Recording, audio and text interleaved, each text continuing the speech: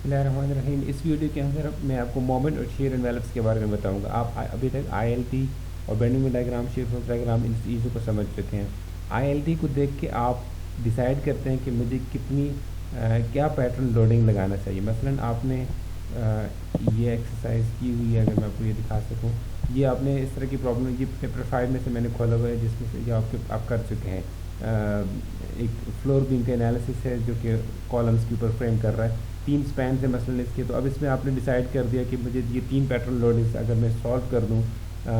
Total basically 4 pattern loading, यानी एक ये फर्स्ट वाली आपको नज़र आ रही है, एक सेकंड नज़र आ रही है, थर्ड ये नज़र आ रही है, और फोर्थ ये पैटर्न लोडिंग बन रही थी कि आप BC और CD को लोड कर लेते हैं ताकि C पे आप मैक्सिमम नेगेटिव निकाल सकें। इस वक्त जो AB और BC को लोड किया वैसे आपको B पे मैक्सिमम नेगेटिव मोमेंट मिलेगा। इसी तरह इस वाले से आप ये वाला पैटर्न लोड लगा के आप BC के मिड स्पैन पे पॉजिटिव मैक्सिमम पॉजिटिव मोमेंट निकाल लेते हैं, और ऊपर फर्स्ट वाला जो पैटर्न लोडिंग है उससे आप क्या करते हैं कि A और D पे मैक्सिमम नेगेटिव मोमेंट, इसी तरह A और AB के मिड स्पैन पॉजिटिव मोमेंट और CD के मिड स्पैन पॉजिटिव मोमेंट, इसके लिए आप पैटर्न लोडिंग ड्रॉ करते हैं। सारी पैटर्न लोडिंग ड्रॉ करने के बाद मसलन ये वाली जो पैटर्न लोडिंग आपने ड्रॉ कर दी, इसकी पैटर्न लोडिंग ड्रॉ करने के बाद आप एक ही चीज़ निकालते रहे अभी तक, BC पे BC के मिड स्पैन पे मैक्सिमम पॉजिटिव मोमेंट कितना होगा। बस अगर हम इन सारी पैटर्न लोडिंग्स के को ड्रॉ करने, यानी 3 टोटल 4 बन जाएंगी। इन 4 पैटर्न लोडिंग को ड्रॉ करने के बाद, मसलन ये पैटर्न लोडिंग ड्रॉ करने के बाद मैं सिर्फ BC के मिड स्पैन पे पॉजिटिव मोमेंट ना निकालूं, बल्कि मैं पूरी बीम का BMD ड्रॉ, पूरी बीम की BMD ड्रॉ कर दूँ, बेंडिंग डायग्राम पूरी डायग्राम ड्रॉ कर दूँ। आल्दो मैं इंटरेस्टेड इसी में हूँ, BC के मिड स्पैन पे कितना positive maximum positive moment produce होने जा रहे हैं, मैं इसी में इंटरेस्टेड हूँ, लेकिन मैं पूरी बेंडिंग डायग्राम ड्रॉ कर दूँ, क्योंकि सॉफ्टवेयर तो हमें वैसे भी जनरेट करके दे देते हैं ना पूरी बेंडिंग डायग्राम। हम उसमें बाद में पिक कर रहे थे कि BC पे कितना मैक्सिमम पॉजिटिव मोमेंट है। लेकिन अगर हम पूरी बेंडिंग डायग्राम ड्रॉ कर दें, इस पैटर्न लोडिंग के केस में भी, ऊपर वाले पैटर्न लोडिंग के केस में भी, इसी तरह तीसरे में भी, और इसी तरह चौथे पैटर्न लोडिंग के लगा के हम 4 बेंडिंग में डायग्राम्स ड्रॉ कर दें डिफरेंट, अगर ईच बेंडिंग में diagram corresponding to each to a certain pattern loading, तो वो जो चारों बेंडिंग में डायग्राम्स को अगर हम एक ही डायग्राम में शो कर दें, जैसे आपको यहाँ पे नज़र आ रहा है, ये उसी की बेंडिंग डायग्राम नहीं है जो मैंने आपको इसकी यहाँ पे दिखाया है, इसकी बेंडिंग इसके लिए इसका रिजल्ट ये नहीं है, ये चैप्टर 10 में से कहीं से मैंने उठाया हुआ है, आपको नज़र आ रहा है, या फिगर 10-12 लिखा हुआ है, मैं सिर्फ समझाने के लिए इसको यूज़ कर रहा हूँ। असल में ये जो एनालिसिस हुआ है, ये वाला एनालिसिस यहाँ पे जो इस वक्त मैं आपको दिखा रहा हूँ, ये जो आपको लाइन्स नज़र आ रही हैं, ये एनालिसिस हुआ है एक फ्लोर बीम का सपोर्टेड एंड गर्डर्स, ठीक है। लेकिन मैं सिर्फ समझाने के लिए इसको इसी डाटा को यूज़ कर रहा हूँ, क्योंकि पैटर्न तकरीबन कुछ इसी तरह का बनेगा। समझाने के लिए ये इसमें कोई मसला नहीं है, जनरल समझाने के लिए, पैटर्न यानी इन्वेलप का कॉन्सेप्ट समझाने के लिए। ये जो आपको नज़र आ रहे हैं इस वक्त ये डायग्राम, इसको हम इन्वेलप बोलते हैं। इसमें मैंने किया क्या है, जो फर्स्ट मेरी पैटर्न लोडिंग थी, मसलन ये वाली पैटर्न लोडिंग, इसके करस्पॉन्डिंग मैंने ये जो आपको ब्लू में नज़र आ रही है पैटर्न 1 जिसको मैंने लेबल किया है, ये मैंने पूरी बेंडिंग डायग्राम बीम की बना दी। आल दो इंटरेस्टेड मैं इन्हीं में था, जो मैंने इस वैल्यू में इंटरेस्टेड था जो AB के मैक्सिमम पॉजिटिव मोमेंट है। इसी तरह से आपको यहाँ पे जो नज़र आ रहा है आखिरी वाली स्पैन के जो +337 ये वाली, इसी तरह यहाँ पे -77 और -77 जो आपका नज़र आ रही है, इन 4 के लिए मैंने पैटर्न लोडिंग ड्रॉ की थी, लेकिन मैंने पूरी ही बेंडिंग डायग्राम ड्रॉ करके यहाँ पे शो कर दी। इसी तरह से अगर मैं सेकंड जो पैटर्न लोडिंग है, जिसको आपको ये जिसका पर्पस क्या था, BC के मिड स्पैन पे पॉजिटिव मोमेंट, लेकिन मैंने पूरी बेंडिंग डायग्राम ड्रॉ कर दी। ये जो आपको रेड में नज़र आ रहा है पैटर्न 2 जिसके साथ मैंने लिखा हुआ है, ये जो आपको लाइन नज़र आ रही है, ये है बेसिकली सेकंड पैटर्न लोडिंग के करस्पॉन्डिंग बेंडिंग हुई डायग्राम। इसी तरह थर्ड पैटर्न लोडिंग के करस्पॉन्डिंग ये वाली जो आपको ग्रीन में नज़र आ रही है, और ये स्काई ब्लू में आपको फोर्थ पैटर्न लोडिंग के करस्पॉन्डिंग नज़र आ रही है। At the end of the day हम करना है क्या, ये जो आपको नज़र आ रहे हैं सारे, इसको हम कहते हैं बेंडिंग मोमेंट एनवेलप्स, ठीक है। इसका पर्पस ये होता है कि हम हर क्रिटिकल सेक्शन पे देख सकें एक ही टाइम पे, यानी एक ही ये एनवेलप, यानी इसका मतलब, इसका पर्पस ये होता है कि आप एक ही डायग्राम में हर क्रिटिकल सेक्शन का डिज़ाइन मोमेंट देख सकें। मसलन मुझे नज़र आ रहा है, साफ नज़र आ रहा है कि ये चारों जो लाइनें चल रही हैं, इनमें से ये जो लाइन चल रही है ब्लू वाली, ये सबसे ज़्यादा, आल तो यहाँ पे इतना क्लियर आपको नज़र नहीं आएगा, लेकिन ये सबसे ज़्यादा ऑर्डिनेट दे रहा है, जिसको यहाँ लिखा गया -77.1 Kp/फोट। इसी तरह ये वाला यहाँ पे जो मोमेंट है प्लस 337, यानी अगर मैं इस जगह मिड स्पैन पॉजिटिव मोमेंट देखूँ तो मुझे ये जो ब्लू वाली लाइन है ये सबसे ऊपर नज़र आ रही है, यानी यही बेसिकली मेरा डिज़ाइन मोमेंट होगा प्लस 337, ठीक है, क्योंकि ये उसी ज़ाहिर है उसी से आना था ना, जिस पैटर्न जो पैटर्न लोडिंग 1 मैंने ड्रॉ की वो उससे मेरे पास यहाँ का पॉजिटिव वो आना था, मैक्सिमम पॉजिटिव मोमेंट आना था। इसी तरह से आपको इस एंड पे भी इसी तरह से सिमेट्रिकली नज़र आ रहा है। इसी तरह अगर मैं इस सेक्शन को डिज़ाइन करने जा रहा हूँ तो मुझे पैटर्न एनवेलप ड्रॉ करने का ये फ़ायदा है कि मुझे एक ही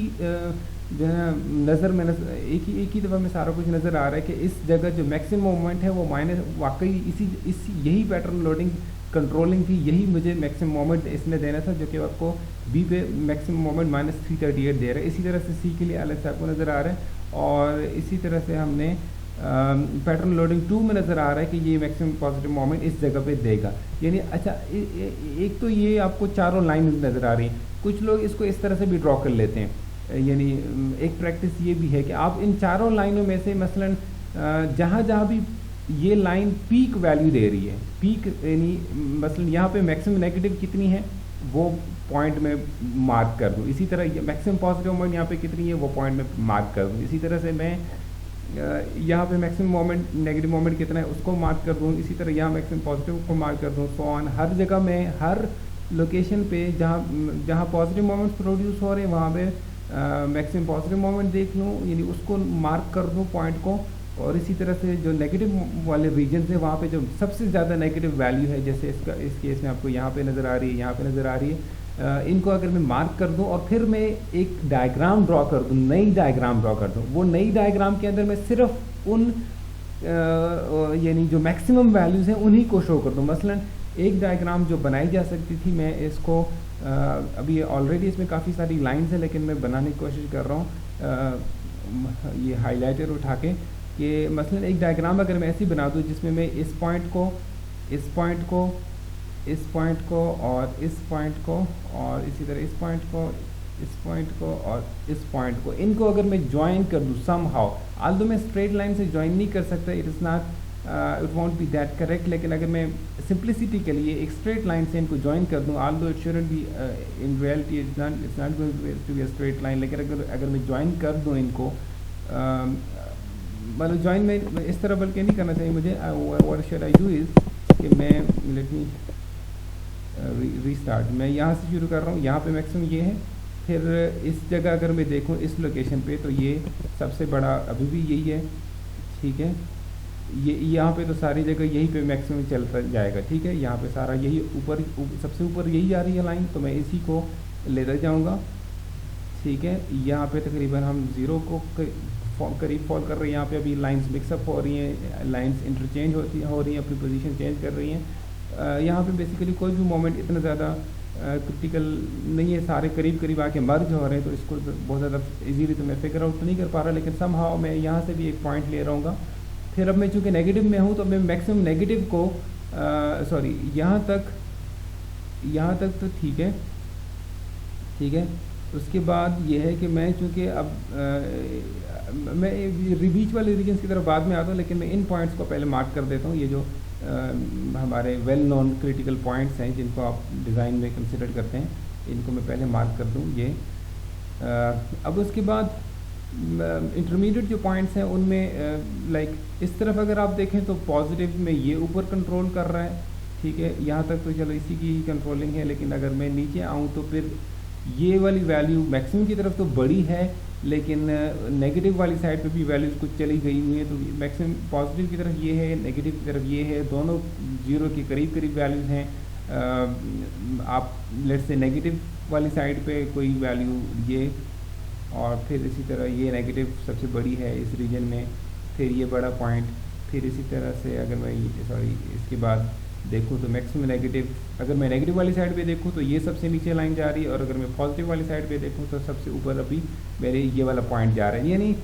व्हाट आई मीन टू से, क्योंकि कंक्रीट में हमने सेक्शंस डिज़ाइन करने होते हैं ना, यानी यहाँ वाला सेक्शन डिज़ाइन करना है, यहाँ सेक्शन डिज़ाइन करना है, इसी तरह ये वाला सपोर्ट सेक्शन, फिर ये मिड स्पैन सेक्शन, तो हमने बेसिकली डिस्क्रीट कुछ सेक्शंस को डिज़ाइन करना होता है, फिर हमने उनको आगे कंटिन्यू करना होता है। ऐसे तो नहीं है ना कि हर सेक्शन में मोमेंट निकाल के उसके लिए अलग से कोई एरिया टेंशन स्टील निकाल के हम अलग से उसको डिज़ाइन करते हैं, इस तरह तो नहीं हम करते ना। We design only critical sections और उनकी बेस पे हम रेनफोर्समेंट प्रोवाइड कर लेते हैं। So what I wanted to say is कि मोमेंट एनवेलप कोई नई चीज़ नहीं है, कोई आपने ये एनालिसिस किया हुआ है, सिर्फ ये है कि अब आप हर पैटर्न लोडिंग के करस्पॉन्डिंग एक पूरी बेंडिंग में डायग्राम ड्रॉ कर दें और उन 4 जितनी बेंडिंग डायग्राम्स बन जाएं उन सारों को एक ही जगह पे शो कर दें, यानी ओवरलैप कर दें, तो उसी को हम मोमेंट एनवेलप कह देते हैं। That simple. यही कॉन्सेप्ट, अब मैंने कॉन्सेप्ट आपको समझा दिया, यही कॉन्सेप्ट शेयर पे अप्लाई होता है। शेयर के लिए जितने आपने पैटर्न लोडिंग्स बना लिए उन पैटर्न लोडिंग्स के करस्पॉन्डिंग आप शेयर फोर्स डायग्राम प्लॉट कर दें और उससे आप उनको आप ओवरलैप कर दें एक ही जगह पे, तो उससे आपको शेयर फोर्स की इन्वेलप मिल जाएगी।